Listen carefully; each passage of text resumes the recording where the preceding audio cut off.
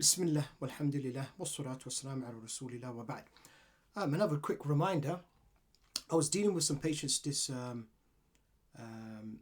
afternoon, and they asked me some questions, and basically just giving it as just a counselling session, and just giving them some advice regarding their treatment, and they were wondering why their treatment wasn't working. So the first thing I did here was to look at sins. And if that was okay, then I would have moved on to something else, maybe the methodology, what they're doing something wrong. But alhamdulillah, we think we solved the problem, because when we started with the sins, I listed the common sins which I deal with patients who, the patients seem to fall into, astaghfirullah, sadly. Those sins which the patients fall into, and we saw that nearly most of them, which I mentioned, they fell into them. You see, and they just didn't know that they were doing these sins. And that's what these jinn, they do. They make you do a sin, and you don't even know, or you don't even realize that you're doing a sin. You see, because it's important. Remember, it's important for the jinn, especially the jinn from sihr, in order for them to do their mission, to complete their mission, they must have power over you. The only way they're going to get power over you to complete their mission is for you to do sins. Once you fall into sins, then they have a hold on you. Okay? The waswas is much stronger, and then they can even sometimes manifest themselves and maybe swear at somebody or do something. Even for a case of a man, situation of a man, pronounce divorce and then go back down into the body again. You see? And they need, in order to do those things, they need to make the patient fall into sins. You see?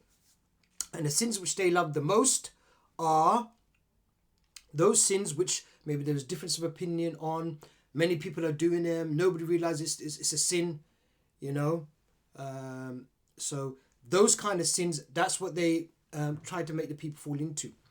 Okay, so one of the things I mentioned, and they had this, the poor brother and sister, they had this sin, was credit cards. You see. So I said to him, look, you've got to get rid of the credit cards. Yes, I've heard of the opinion that if you're able to get rid of the when you've got the credit, whatever you've taken from the credit card, the amount of money you've spent, if you're able to pay it back before the end of the month, and you don't pay that interest on it, then it's fine. Well, it's better to avoid these things, really. And that's what I've seen. When you've told patients to avoid these things, their ruqya is much stronger. You see? So that's one thing. So again, you see, because they didn't realize it was sin, because there's so many people doing this thing. So many people doing it, thinking that they pay it before the end of the month happens, then we'll get rid of the money. But there's a lot of doubt in that, especially with regards to the very fact that you're sort of agreeing to do haram. So if you don't, so you've kind of like signed a contract that you're agreeing to, if I can't make the pay, if I overdo it, if I can't make the payments, and I'm willing to pay the interest, sort of thing. You're kind of agreeing to do haram kind of thing, you see. I mean, because it's such a grey area, just leave it alone. Don't get involved with it. And like I've said, what I've seen, it seems that when patients leave these credit cards off and just use debit cards, their ruqya is much stronger. You see? So better to avoid this. Get rid of the credit cards. You see? Another issue which they fell into was, and a lot of patients, they fall into this, mortgages. You see, if you've got an Islamic mortgage, one of them had an Islamic mortgage, I said, okay, fine, that's all right, Islamic mortgages, that's okay. Okay, Islamic mortgage, fine. Okay. I'm not going to say anything about Islamic mortgages because we've not had any problems with the Islamic mortgages. See, the other mortgages we've had problems. So when patients, I've never had a problem where a patient has Islamic mortgage and they've got problems with Ruqya. Not had that so far. With the credit cards, I've had that problem. Credit cards, even if they follow that opinion that it's all right to use, we've got problems. So when we tell them, look, I think it's the credit cards, just leave these credit cards alone. There's difference of opinion, but just take it as a haram and just leave it, and then they get better. You see. With the mortgages, Islamic mortgages, we've not had any problems with those. We've had problems with the other mortgages where you've got to pay riba. You've got to pay the interest in there. You've got to pay interest. So what do you do in this situation? Well, what you've got to do, what we tell to the patients, you just got to pay it off as quickly as possible, basically. So you make tawbah that you're never going to get a mortgage again, and you just kind of get rid of it as quick as possible. That's what you've got to do with the mortgage, because obviously you can't. You've already signed a contract. There's no way out really now. So you've just got to make tawbah, and Allah will accept that, and you just get rid of it as quick as possible. And what we've seen from experience, that does work. The tawbah has been accepted by Allah subhanahu wa ta'ala, because we've seen how the person improves, you see. And they have that regret. They don't want to go back to doing mortgages, and it seems to be accepted. And we see the Ruqya treatment has improved, alhamdulillah. Same thing with other loans, other interest loans, car loan, student loan. Again, they're a problem, you see. So what patients have to do, make tawbah, don't take out a loan again, don't take out a student loan again with riba, you see. These interest loans, don't take them out again, don't do another one, and make tawbah and just kind of pay it off as quick as possible. And that's what you do with all of these things. So mortgages, any interest loan, student loan, you make sincere tawbah and then pay it off as quick as possible. That's what you do with that. And like I said, we've seen when patients do that, it's helped, alhamdulillah. Okay, so they fell into that stuff. Sadly, they did fall into that. Okay, the next thing I mentioned was hijab, and then one of the sister fell into that as well. And I told, and what was happening with her, she was showing her feet. So she's wearing proper ibaya, and in fact she was hiding the niqab on in the interview. Her brother was there, she's there when we were talking, and she's got niqab on, okay. But what she said though was that she shows her feet. Now she's from a place where it's really hot, you see, and sometimes, you know, but to see the top part of her feet show. And I said, you got to cover that. No, your feet must be covered. Make sure you cover your feet. Put socks on and make sure the shoes are covering your ankles and that, so we don't see any of your feet. And in fact, you can wear trousers underneath the abide, so make sure we don't see any of that. We don't see any of your feet. And put socks on, you know. So yeah, so I advised her to that, and that's the advice with regards to feet. Make sure your feet are covered. I told her about the other things, but she didn't fall into these things, alhamdulillah. Jewellery and rings. No jewellery or rings. She did have actually a ring on. She did have a ring on. I told her, no, get rid of that ring. We don't want to see any rings. Alhamdulillah, she didn't have any makeup. But, okay, makeup, you can't be doing makeup when you're going outside. You know, no makeup, and even perfume. You have to be very careful with perfume you put outside. Now, what happens, some of the deodorants and things sisters are putting on, very strong smell, you know, so it's not like a localized sort of smell which is just aroma around, you know, it sort of spreads, you see. So when they pass you, people will pick it up, and that's not good. You can fall into haram with that as well, you see. From what I remember, that's actually a major sin with the perfume, going past men and you got perfume on, you see. So some sisters may be going around with some strong deodorant, and they don't know, put a lot of deodorant on, and it's causing problems, you see. And that might be causing your problems, you see. And you see, people just won't be aware of this. Sisters won't be aware of this, you know. So it's better to get an unperfumed one, deodorant, and use that. That's what you need to do. Tight-fitting hijab. Some sisters, sadly, they're wearing tight-fitting hijab. And again, they're not aware of it. What you've got to do in this sort of situation, sisters have got to get other sisters to look at them. And to look at, what do you think of my hijab? Especially sisters who've got a bit more knowledge than yourself. Get them to look at your hijab. What do you think of it, sister? And let them tell you what's wrong with it or what's good of it as well. The good part of it as well. You know? No trousers. What a lot of sisters are doing, hijab, some sort of scarf around their head, and then they're sort of like a baggy top and baggy trousers. No, you can't be doing that. You got to be wearing an abaya. You have to wear an abaya, you see. You can wear the trousers underneath the abaya, no problem. But you got to be wearing an abaya. Must wear an abaya. We've seen that definitely makes a big difference for the ruqya. You see, when sisters wear abaya, it makes a big difference. You see, so no jeans, no baggy top and trousers. No way, you shouldn't be doing that. You see, and the other thing is, you shouldn't be having bright colours when you wear your hijab. There shouldn't be any bright colours. Now I remember once seeing a sister with an hijab like that. That bright it was, one of these like highlighter, that yellow highlighter, you know, yellow highlighter there, like that. Going out waiting at the bus stop. She stood out like a mile, you know, it's just, you can see it, it's very bright.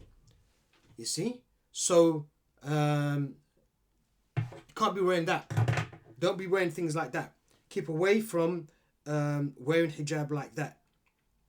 And it shouldn't be attractive colours as well, and patterns. Should be dull colours. Doesn't have to be black, but it just has to be dull. It meaning what it's the whole point is that so you're not supposed to get attention from men. So when you go out there, nobody really notices you. That's what it is.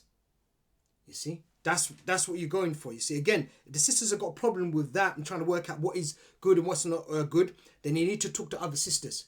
And patterns. Be careful of the patterns as well. You see, some have got elaborate patterns, and it's the hijab.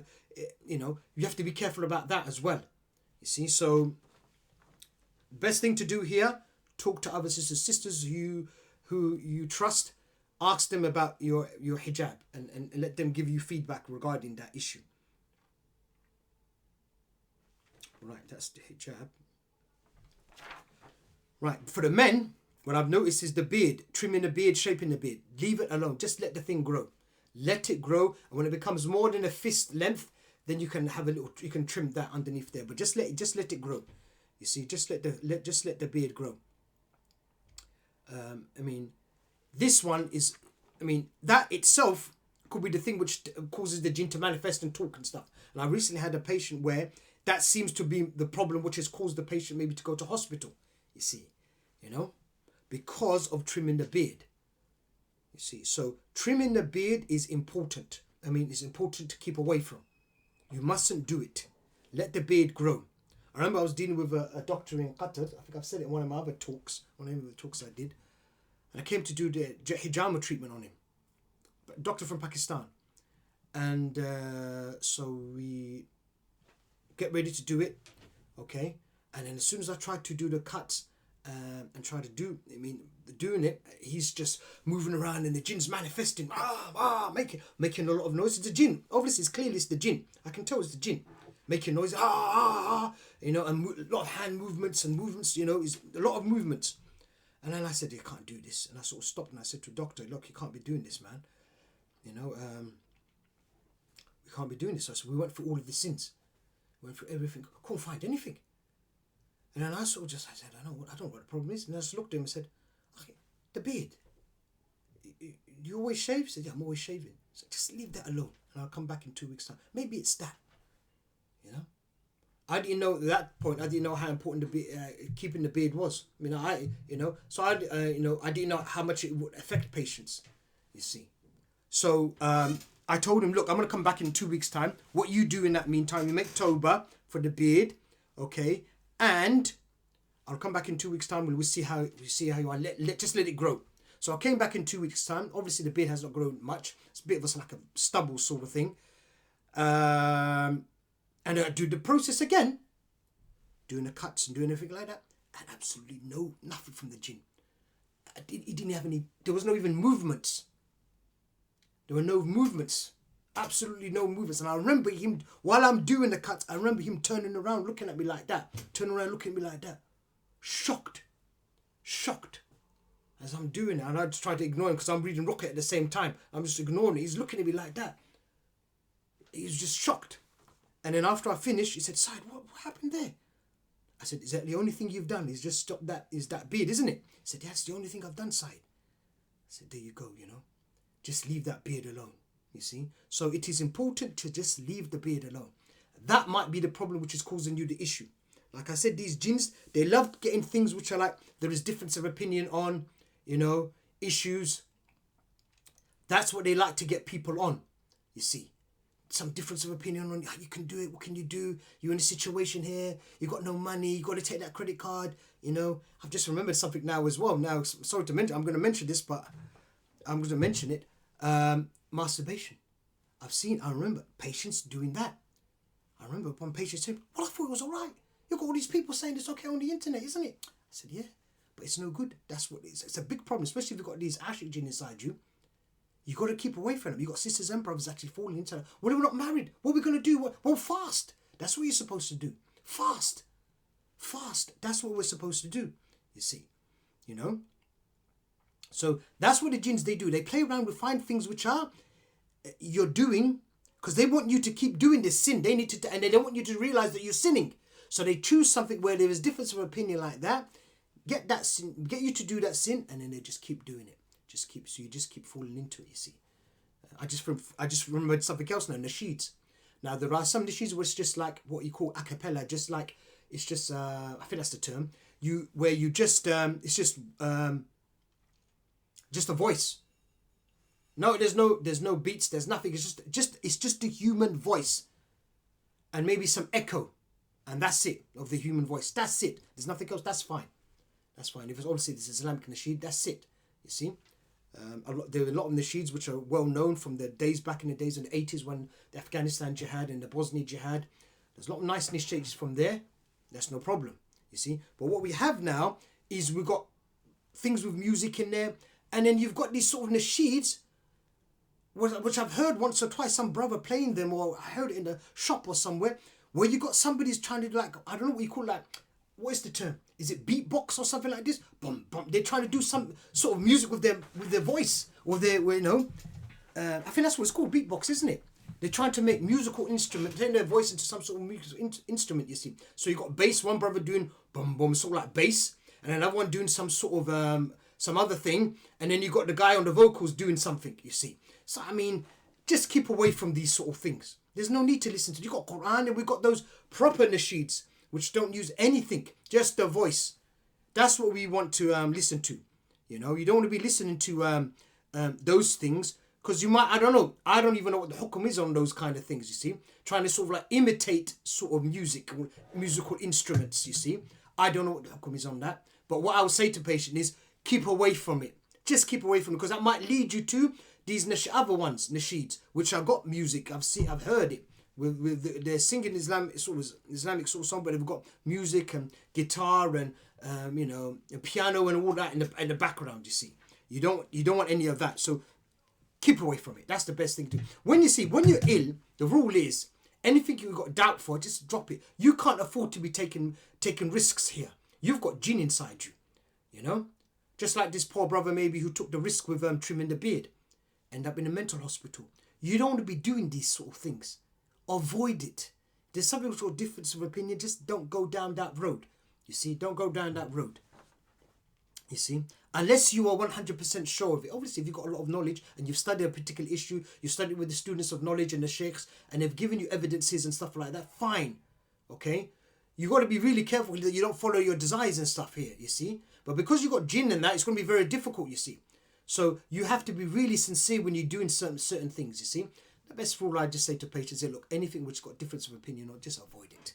Just avoid it, you know. One saying two is halal, the other one saying two haram. Just take the haram. Maybe it's better for you to take the opinion that it's haram, you keep away from it, you see. You know. Another issue which this poor brother and sister fell into was watching films. Keep away from watching films. Don't watch films. What I've seen, when you get better when you don't watch these films. Forget watching films. Now you got this latest. I think I was checking some. Where was I?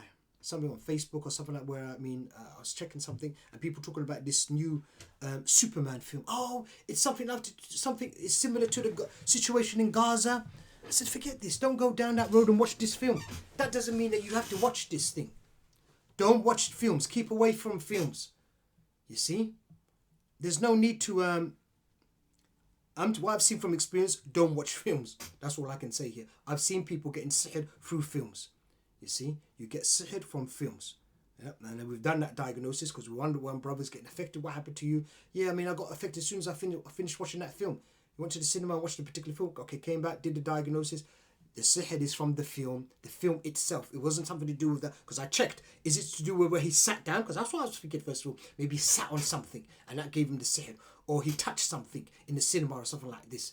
No, it wasn't actually from that. It's actually from watching the film itself. Watching the film itself gave him the sihr. So they've put something there. You see, and I think he did say to me that the person was doing some rituals on there and saying some words and stuff like this. I said, okay, that's what you reacted to that, so that's where your sihr is from. It's from nothing else, brother. So keep away from films. So we must keep away from films, right? If you don't want to fall into that sort of problem, just avoid it, you know. And I've seen practicing people watching these films, you know, and people even with some knowledge watching this Superman film. Really, keep away from it, man. Really keep away from it. There's no need for you to watch it, you know. You're not going to get anything from it. You're not going to help the Gaza situation by watching that film. I mean, you're not definitely doing that by watching that film. It doesn't help Gaza. Does it help Gaza?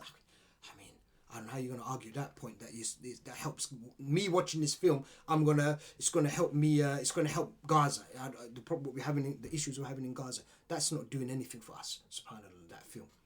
The same thing with regards to the poor sister fell into sort of soap operas and dramas. So a lot of sisters they fall into. You got the brothers which will fall into films. Okay, and you got the sisters fall into soap operas and dramas, and oh, is she going to marry that man or not marry that man? And oh, the mother-in-law's causing this problem and this problem.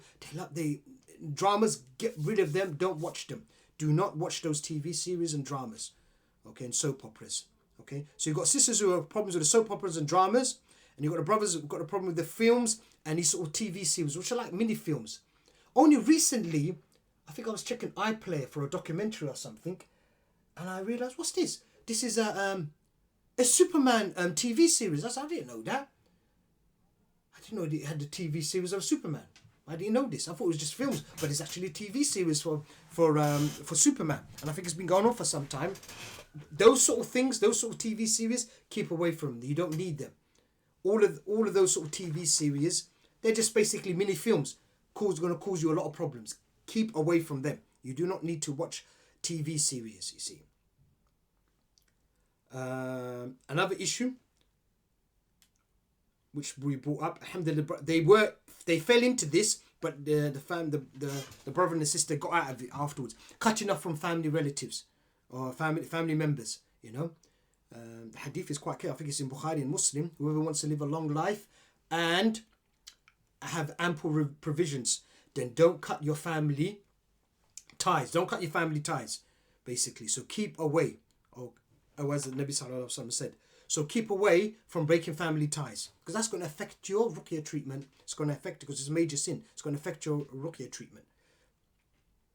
Unless obviously you've got a fatwa or somebody, as a sheikh has given you advice, keep away from that family member. They're evil, they're no good for you, then that's fine. That's fine. But in general, keep in touch, keep in contact with all your family members. Keep in touch. And what we mean by keep in touch, what I mean by that is that, like, what we mean by cutting off is that some people, they say, that's it, I'm not speaking to that person anymore. They're dead, basically. They don't exist anymore. That's what we're talking about when you're cutting off from family ties. I'm not saying that you have to contact them every day or every week. That might be difficult. But what I'm saying, if you meet them or see them, you still say, oh, how are you? How are you, darling? How are you? Long time no see. You're still you will still talk to them. Or if you see them at a family gathering, you will speak to them. You see. That's what we're talking about here. I'm not saying that you need to be contacting them every week or every day. No, I'm not saying that. Just certain family members, you should be in touch with them. And if you ever see them in the street, or you go to a family gathering, or they visit you, they phone you, you answer the phone, you speak to them. You see? Yeah. Check for other sins. I'm not obviously mentioning all of the sins. There might be some other sins, because the jinn, what they do when they go inside you, they're going to find out, okay, what did this person do? They basically do a report on you. Talk to your qareens there, so they'll give them, okay, what does this person do? What is he like? What is his likes? What's his dislikes? What does he do? What sins does he usually fall into? And they'll be they work out a plan of attack, basically. So you have to be very careful of sins, and sins that you some things that you maybe don't consider to be a sin. So just reevaluate your whole life, basically. Kind of do an audit, check your sort of stuff which you're doing in your life, and speak to your friends and family and find out if there's something that you've maybe fallen into, then keep away from it. Don't some sin which you not sure of and you've fallen into it, keep away from it. Don't do that. Don't do that sin. You see, don't do that sin. If something which you are a bit doubtful about, don't do it. Because it might be a sin, and then your ruqya is going to be affected, you see. You know? So like the general rule, like I said, keep away from difference of opinion. If there is difference of opinion, unless somebody sat down with you and really explained everything to you, you've understand it pretty well from a student of knowledge or a sheikh's explained everything to you, okay, that's fine. But when there is some sort of difference of opinion where you're not sure what the answer is and so many people are saying different things, then just keep away from it. Don't open that door, because you don't need to, especially when there's no need. Okay, especially when there's the sin, when the thing is, it's no need. Like take for instance this issue with eating McDonald's in having a Big Mac McDonald's in the UK and US. Is there really a need for you to have that? There is difference of opinion. Some people say you can have it, some people say you don't. You don't need it. Why are you worried about that? My advice to you, just avoid it. just avoid it. Is it essential for you to eat this Big Mac? You know, and this Kentucky, and you know, we've got some actually here, Kentucky here in the UK, which is halal. You know, there's 2 local ones here which you can have. You know, they actually halal meat. But I have never seen a halal McDonald's here in the UK. I don't know if there is. Okay, but if McDonald's in general, you can't eat it. It's not halal. It's not halal. You see. So according to some people, my advice would be just avoid it. You know, my advice, avoid it. Don't go down that road. It's something like this. It's not necessary, is it? We've got so many halal takeaways. Anyway, this food is not good for you anyway. You have to be honest. If you're regularly eating this kind of food, it's not good for you. You know, even in the Muslim halal one is, you know, eating that regularly is not good. You know, you've got to keep yourself fit and healthy, you see. So try to avoid that food anyway, you see. طيب. Okay, that's all I wanted to say.